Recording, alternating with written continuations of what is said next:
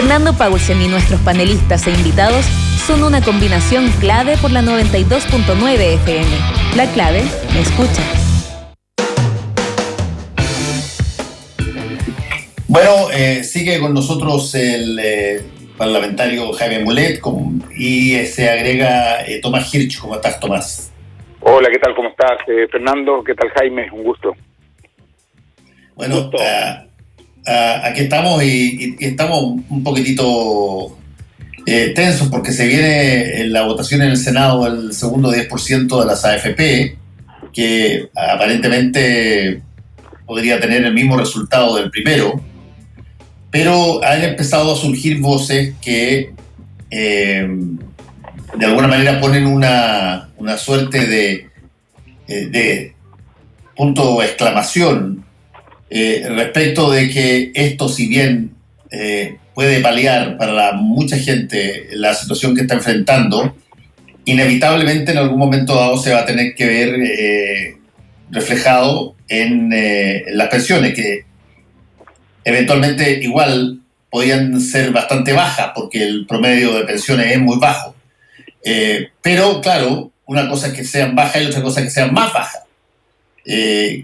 Y por otra parte, hay también, y ha resonado de nuevo este argumento para las personas que no gustan del sistema de las AFP, que de alguna manera se ha legitimado el sistema al poder aprovechar plantas que estaban ahí emposadas para poder solventar gastos en medio de una pandemia, que si es que no hubiesen estado ahí, hubiesen estado, no sé, en una situación de reparto, probablemente esa voluntad la tendría que haber tenido el Estado, que si es que hubiese sido con la misma lógica de este gobierno no hubiese hecho ninguna cosa distinta, pero no estarían disponibles las patas de la ciudadanía a través de sus fondos en la AFP. ¿Cómo se entiende esa dicotomía, Tomás? Fernando, esta semana efectivamente han salido distintas voces a criticarnos fuertemente, como lo han hecho anteriormente también a quienes hemos apoyado e impulsado este segundo retiro. Hemos visto incluso columnas y distintas cuestiones. Hay una distancia muy grande entre la teoría y la situación real que vive la gente. Y te lo doy con un ejemplo que me tocó vivir este fin de semana, en que estábamos en una discusión teórica a raíz de la columna de Daniel Matamala con alguna gente y entramos mientras conversábamos a un mini market y una señora me reconoce, me saluda y me dice, por favor, aprueben rápido el 10%, soy profesora, no tengo ingresos desde marzo. Mira, toda la discusión teórica se fue al tacho de la basura en 10 segundos. Hay una realidad que está afectando muy, muy fuertemente a cientos de miles, si no millones de familias chilenas que no han recibido la respuesta que se requería por parte del gobierno durante la pandemia. El gobierno nunca entendió el drama que se está viviendo, la profundidad de la crisis que ha afectado a las familias. Entonces uno terminó acudiendo a una solución que evidentemente no es la mejor, pues si siempre hemos dicho que la respuesta debe ser del Estado chileno a través del gobierno y no de la propia gente con sus ahorros, pocos y malos, y además secuestrados por las AFP, pero es la única solución que quedó en el primer retiro. Después dijimos, bueno, habrá ahora una respuesta por parte del gobierno. Nada, no entendieron nada, se negaron a cualquier respuesta nueva. Bueno, hubo que apelar al segundo retiro. ¿Nos gusta? No, yo creo que si hace una encuesta no hay nadie que le gusta, ningún parlamentario. Pero ¿y qué haces? ¿Deja a la gente que por una teoría respecto de cómo se manejan los fondos de pensiones se quede mirando, ¿no es cierto?, desesperada y angustiada? No se puede, no puede esa ser la respuesta. Y por lo demás te digo lo siguiente, Fernando, los que rechazamos el sistema FP, y yo soy uno de ellos y venimos planteando desde hace muchísimo tiempo que se termine la FP, no rechazamos ni negamos que esos fondos son de las personas, al revés, decimos que son fondos que están literalmente secuestrados a beneficio de los grupos económicos. Entonces, como mínimo, quienes pregonan tanto la propiedad privada, bueno, que no se opongan, que no pongan resistencia a que la gente utilice lo único que tiene como propiedad privada, que son esos pocos y magros ahorros. El hecho que ahora varios millones se hayan quedado sin la posibilidad de volver a retirar demuestra una vez más que es un sistema que ha sido muy inadecuado, muy insuficiente. Entonces, raya para la suma. podrán haber teóricos, podrán haber ministros de Hacienda que dicen que esto va a afectar la pensión en 30 años más, pero como la ciudadanía tiene una emergencia ahora y además no le cree al sistema de FP, dice, miren, entre la duda de recibir 220.000 pesos o 180.000 pesos en 30 años más, o recibir 164.000 pesos, mi platita ahora. Pero eso sí te lo dicen, mi platita ahora. Y mi platita ahora porque tengo necesidades. Más allá de la descalificación que hicieron algunos ministros, el primer retiro quedó demostrado que se utilizó mayoritariamente en pago de deudas, o sea, volvió a los bancos o a las casas, a la empresa retail, o en responder a necesidades que estaban postergadas, salud y otras que tiene la familia. Así que no hay excusa, el gobierno es el que no dio las respuestas que se requerían y hubo que apelar a este segundo retiro para responder, y por eso que lo han hecho también los parlamentarios de la derecha. Si se dan cuenta de lo que está pasando, 130 votos a favor, me parece que un resultado que el gobierno alguna reflexión debiera hacer al respecto. No somos todos unos irresponsables populistas. Me parece que captamos que hay una situación que requiere respuestas que el gobierno no ha dado. Sí. Jaime, en ese sentido tú adviertes, como lo ha planteado el ex ministro del Trabajo, Osvaldo, ¿cuánto era? Andrade. Osvaldo Andrade, que él ha dicho que aquí se va a llegar a una situación bastante compleja respecto del futuro de las pensiones a raíz de este segundo 10%, y que de pronto esto es un disparo en los pies. ¿Qué tanto en el Parlamento está jugándose esa variable, la variable de cuál es el costo de este segundo 10%? Mira, en el Parlamento hay poca reflexión sobre las consecuencias que pudiera tener esto u otra política en el largo plazo. Debo ser bien honesto, digamos, por lo menos, si tú te fijas cómo comenzaron a adherir al primer 10% y cómo terminan la derecha también adhiriendo, hay una preocupación por el corto plazo a propósito de la pandemia. Sin duda, mover 18.000 millones de dólares, que fue lo que se usó de los fondos de pensiones, tiene un efecto en la economía, y tiene un efecto presente y tiene un efecto futuro. Mover ahora en un segundo 10%, no sé qué monto, serán 12.000, 13.000 millones de dólares, tiene un efecto ahora y un efecto después. Pero mi impresión es que tampoco hay que pedirle peras al olmo. Yo creo que el problema principal que tenemos a propósito de esto tiene que ver con quién conduce el país. Y particularmente, lo voy a decir de nuevo, lo dije hace un rato atrás, Piñera es un problema hoy día grave, y yo creo que además en el manejo de las finanzas públicas, un problema grave se ha transformado el ministro Briones. Yo creo que siempre fue un problema. Yo creo que generalmente se sobrevalora por los medios de comunicación tradicionales. A los ministros de Hacienda de alguna manera se les pautea, creo yo, y creo que hemos tenido un manejo muy débil de la crisis, con un ministro de Hacienda que no comprende bien lo que está pasando en la ciudadanía, y que si lo comprende bien, no toma las medidas necesarias, y que si por último no está de acuerdo, tiene que él reconfigurarse en torno a un escenario político que lo tiene en el Congreso. Y ese escenario político que se dio en el 10%, él no reconfiguró su posición una vez que se aprobó, por ejemplo, en la comisión, o una vez que se aprobó en la sala de la Cámara, hablo del primero, o una vez que pasó al Senado. Él debería haber reconfigurado y haber entendido que está en una situación de adversidad, que a lo mejor va contra lo que él cree, pero él tiene que colocarse en una posición distinta. Uno muchas veces en la política actúa de posiciones muy incómodas y tiene que aceptar cosas que en un determinado momento no corresponde aceptar, o no, uno cree que no debe aceptar. Y creo que tenemos un ministro de Hacienda obtuso, claro. Yo no sé si el ministro o el presidente, porque siempre aquí en Chile dicen que como Piñera se supone que es un experto en la hacienda pública, en fin, es él el que toma las decisiones, pero bueno, está el presidente y está el ministro. Y entonces creo yo que tú te vas a la peor de las situaciones.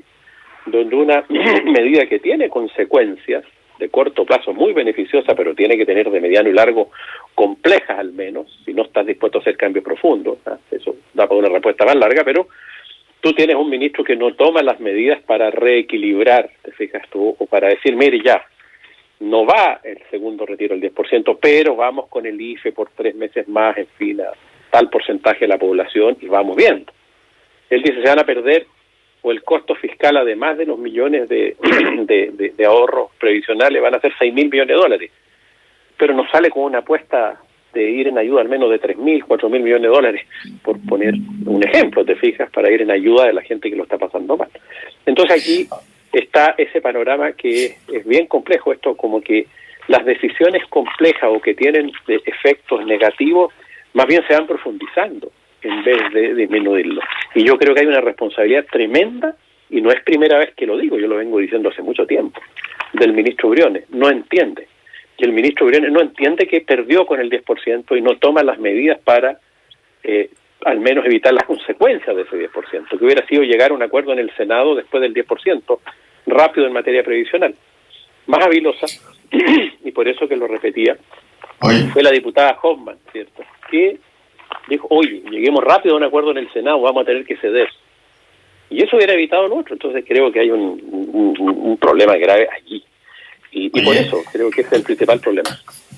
Sí, sin duda ahora todo esto está anclado en el Senado, y incluso Sebastián Torrealba, que estuvo contigo, Jaime, en la anterior media hora, me dijo en última mirada que él creía que en el Senado se iba a votar positivamente el segundo 10%. Él de alguna manera ha contado y sabe lo que sus parlamentarios van a hacer y sabe lo que de su sector van a hacer.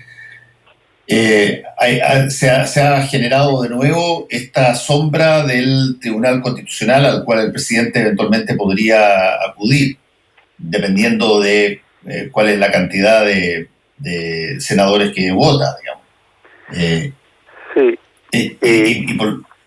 Por lo tanto, esto es un tema que de alguna manera es como el día de la marmota y nos vuelve a la situación del primer 10%, donde también estaban exactamente las mismas disquisiciones, y hasta el final la sombra del Tribunal Constitucional para parar esto estaba dando vuelta.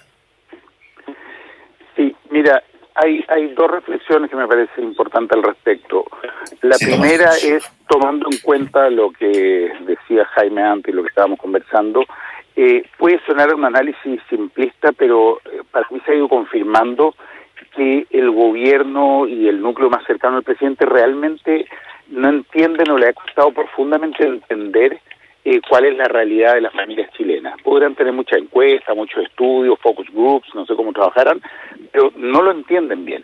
Y se refleja a veces en frases dichas al pasar, pero que de algún modo dan cuenta de eso. Se reflejó en su momento, ¿te acuerdas cuando el presidente en su primer mandato habló de la educación como bien de consumo? Se reflejó cuando el ex ministro Mañalich, ¿no es cierto?, reconocía estar sorprendido de tanta pobreza y tanto hacinamiento. Y lo mismo ha pasado con el ministro Briones o con la ministra que habló de que la gente lo único que estaba haciendo era comprándose plasmas. Es como un desconocimiento muy profundo de la realidad en que viven las familias. Y no quiero hacer la simple parodia de decir, bueno, son de las 3 comunas. Va más allá de eso, tiene que ver con toda una cultura, tiene que ver con toda un arrastre que traemos de la creencia, ¿no es cierto?, de Jaguares, de que Chile, ¿no es cierto?, saltó a otra situación, de que somos el modelo para el mundo, y todo eso ha escondido una realidad por mucho tiempo que ha emergido con mucha fuerza durante la pandemia. Entonces hay que hacerse cargo de esa realidad, y hacerse cargo implica que un gobierno efectivamente responde, así como efectivamente después del estallido del año pasado se fue a las pailas lo que podía ser su programa de gobierno y no le quedó otra que dar nuevas respuestas, buenas o malas, desde mi punto de vista no fueron las adecuadas, pero la pandemia pone un escenario nuevo y tiene que responder de acuerdo a lo que realmente está pasando y no a las suposiciones que tienes del país. Y respecto a las trabas que puede poner el gobierno ahora, llevando esto al Tribunal Constitucional, nuevamente es lo mismo, es no hacerse cargo, en primer lugar, de una demanda ciudadana muy mayoritaria. En segundo lugar, es torcer esa voluntad que se expresa en el Congreso, en las dos cámaras, y volver a poner al Tribunal Constitucional como una tercera cámara legislativa, lo cual refuerza a su vez la necesidad que hemos planteado de modificar completamente el rol, la función, la definición del Tribunal Constitucional, que si bien puede ser necesario que exista, hay modelos como el alemán y otros, en los cuales no interfiere directamente en la voluntad expresada a través del Parlamento, que es la representación de la ciudadanía, guste mucho o poco, sea un buen Congreso, un mal Congreso, es la representación ciudadana, es la expresión de esa representación. Entonces creo que sería muy grave, sería tratar de ganar por secretaría, y eso creo que le haría un gran daño al país, incluida la derecha, incluido el rol presidencial. La vez pasada tuvieron el tino de no acudir al Tribunal Constitucional, el presidente firmó la ley, lo hizo lo más escondidas posible, una mañana temprano, un día viernes, sin ninguna prensa. Bueno, está bien, podrá hacerlo como quiera, pero en definitiva creo que si se aprueba en el Senado, como espero que suceda, y además por una mayoría importante, no haya ninguna razón, ninguna justificación para bloquear esto en el Tribunal Constitucional, más aún si el gobierno, tal como se decía recién, no tiene una propuesta y no ha presentado una propuesta alternativa que alivie en algo, por lo menos, la situación de la familia. Así que, de verdad, espero que no lo hagan. Creo que sería un acto tremendamente, no solo impopular, sino que irresponsable frente a la situación de la familia. Sí, bueno, ustedes van a estar ahí muy atentos a todo eso que está sucediendo con este segundo retiro, que, repito, hay mucha expectativa. De hecho, creo yo que hay más, o hubo más aceptación para este segundo retiro del 10% en la fila del oficialismo de las que hubo en el primero en la Cámara de Diputados. ¿O estoy equivocado?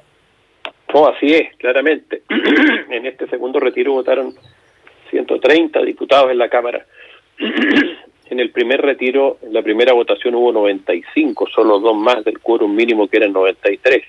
Y en el segundo hubo como 110, digamos, en la segunda votación, cuando llegó del Senado de vuelta. Se fue con 95 y después, al tercer trámite, fueron 110 o 114. Hoy día partió con 130 en el primer trámite, o sea, con un quórum elevadísimo, casi, piensa que habían 150 diputados de 155, entonces un quórum cerca del 90%.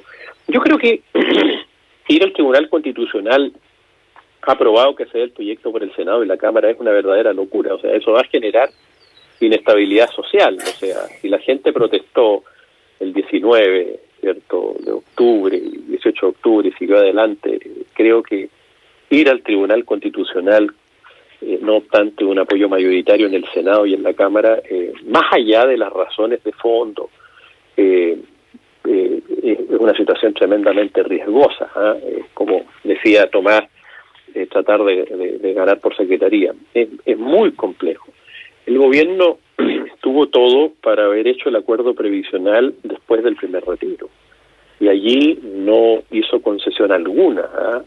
Insiste en mantener a las AFP tal cual, darles un premio a las AFP al disminuir el encaje, ¿cierto?, que lo plantea en la reforma previsional del gobierno, y del 6% adicional que se pretende agregar, pagado por los empleadores, pretende que solo un 3% vaya a solidaridad y que el 6% entero sea administrado por un ente público, pero como el seguro de desempleo, o sea, igual licitado, igual en manos privadas.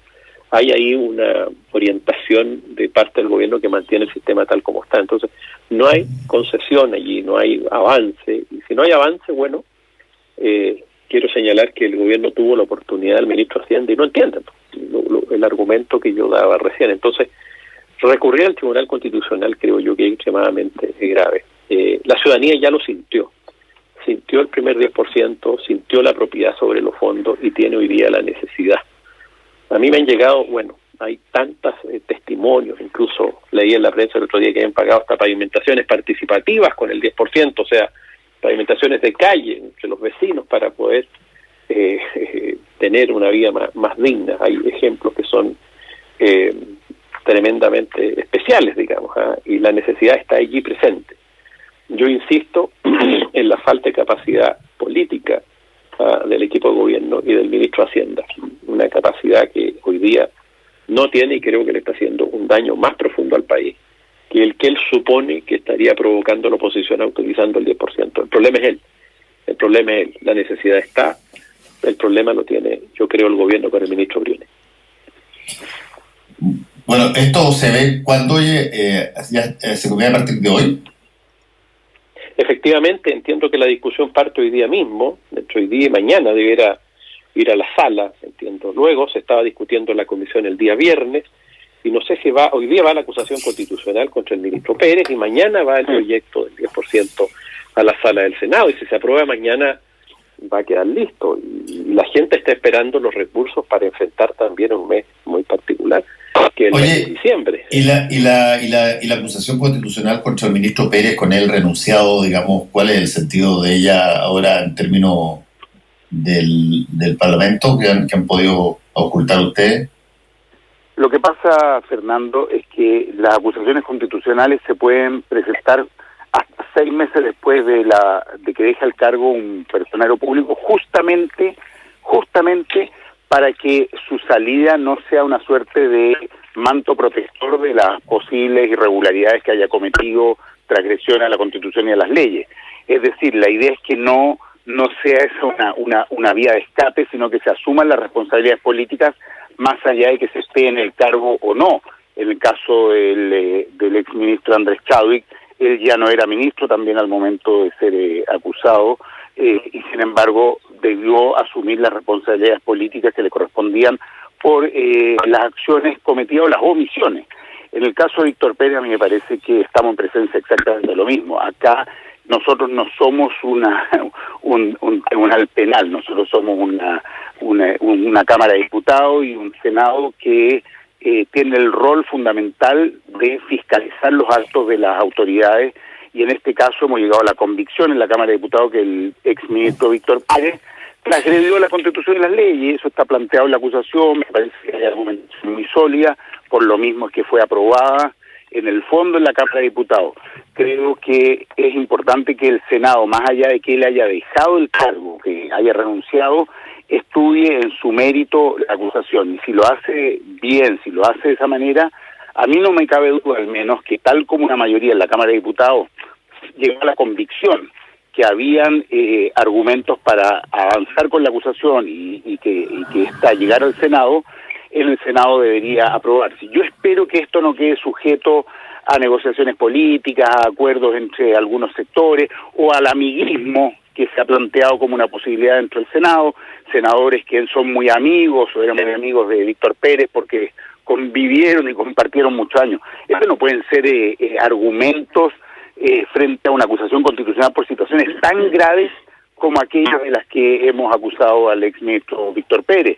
Dejar de aplicar, ¿no es cierto?, la Constitución, no ejercer el mando sobre Carabineros con las consecuencias tan graves que vimos, ¿no es cierto?, en las últimas movilizaciones, aplicarla de un modo totalmente discrecional, como hizo en la relación con los comuneros mapuche versus los camioneros, a quienes se trató con un guante blanco y sin tocarlo, incluso sin aplicarles la misma ley que el gobierno había impulsado tanto que fuera aprobada, como es la conocida como ley antifabricada.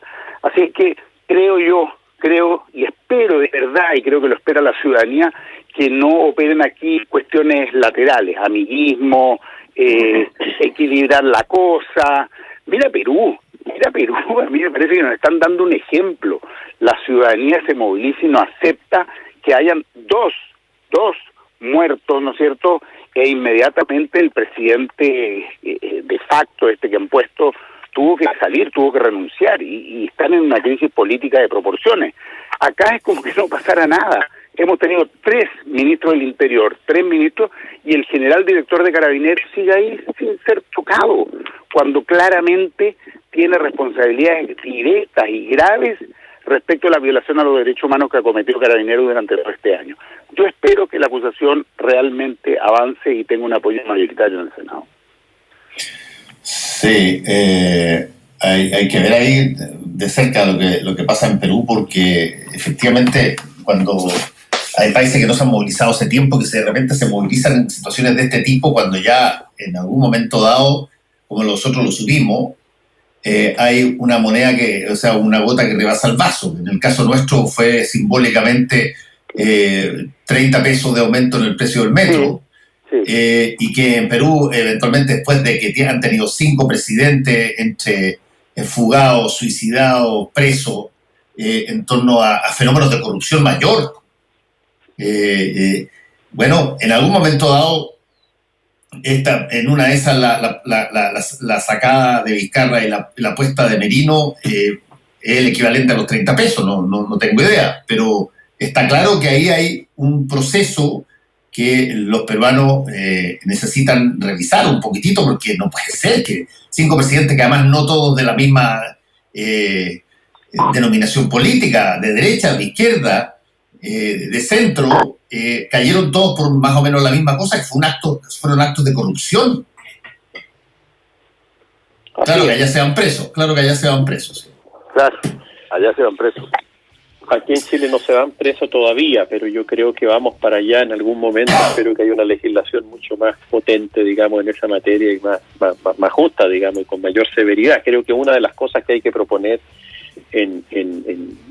incluso creo que va a ser parte de la Convención Constituyente, cómo terminar con el abuso, ¿eh? Y parte de la expresión de ese abuso es la falta de sanciones penales severas frente a la corrupción de los empresariales, a la corrupción política, como quedó demostrado en Chile. Creo que ahí hay un desafío que sin duda es urgente. El abuso es parte de lo que la ciudadanía obviamente reprueba, además de la injusticia y la inequidad, digamos, que está también presente. Ahora, yo creo que en el Senado va a ser difícil que se apruebe la acusación. Ya vi que la Democracia Cristiana y el PP dieron libertad de acción a sus senadores, leí en la prensa hoy día, de manera que uno puede augurar que se va a rechazar la acusación. Bueno, vamos a ver qué es lo que ocurre. Muchas gracias a Jaime Muletti, gracias también a ti, Tomás Hirsch, cuídense, chao. Muchas gracias, buenos días, que esté muy bien. Buenos días, Tomás. Volvemos con Combinación Clave. La clave me escucha.